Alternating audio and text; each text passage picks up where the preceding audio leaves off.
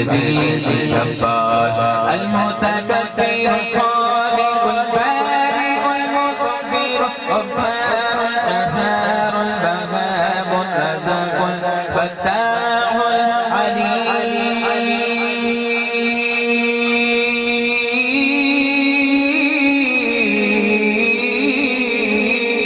العليم القابض الباسط الخافض الرافع المعز المذل السميع البصير الحكم العدل اللطيف الخبير الحليم العزيز اللطيف الخبير الحليم العزيز الغفور الشكور علي الكبير الحفيظ المقيم